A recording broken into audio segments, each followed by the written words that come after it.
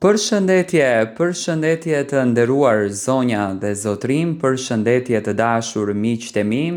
Ja ku po ritakohemi sërish me mua Tirona Lilin pikërisht këtu në kanalin Monitor TV për të ndarë së fundmi lajmet edhe ngjarjet më interesante.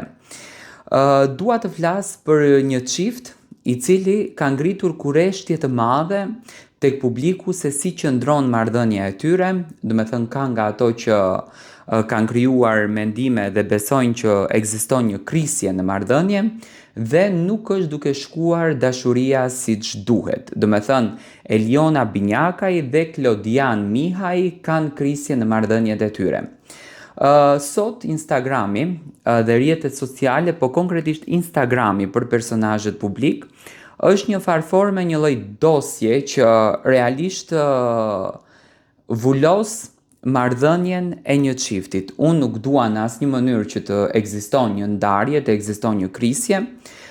Çifti e ndërtoi marrëdhënien bazuar në një emocion të papar, do me thënë treguan që kanë një afrimitet të jashtëzakonshëm, treguan që kanë një dashuri të madhe, treguan që kanë një respekt për njëri tjetrin dhe nga ajo dashuri që ishte shumë e madhe, shumë njerëzore, shumë paqësore, çifti të arrin në këtë nivelin që të mos të flasin më me njëri tjetrin dhe të mos e respektojnë më njëri tjetrin, të mos e duan më njëri tjetrin, mua më duket realisht më duket shumë e pazakont, do me thënë si gjë, më duket shumë e paimagjinueshme si gjë kjo lëvizja që po ndodh me çiftin.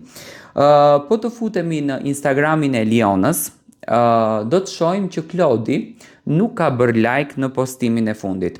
Tani, duke u bazuar në rrjedhën e ngjarjeve gjatë kësaj vere të tyre, unë nuk besoj që ekziston një ndarje mes Klodit edhe mes Elionës. Mendoj që kjo është një mekanizëm marketingu, sepse ka disa javë që po reklamohet Supernova, ku Eliona dhe Klodi do të kenë një rol të rëndësishëm. Ky lloj mekanizmi është përdorur shumë kohën e fundit. Për shembull, të ngjajshëm e kishin mekanizmin edhe çifti Briteo që hoqën followersat, nuk bënin like më dhe unë shoh që këto po kopjojnë, domethënë, situatën që komplet vëmendja të jetë tek Eliona dhe tek Klodi.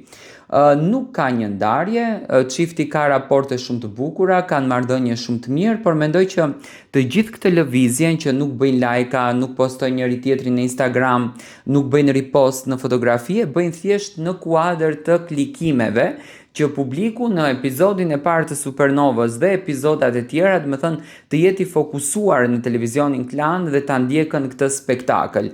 Edhe pse ka një lloj kurreshtje të madhe për këtë marrëdhënie, nuk e besoj që ekziston një ndarje, po mendoj që gjitha kjo bëhet për klikime.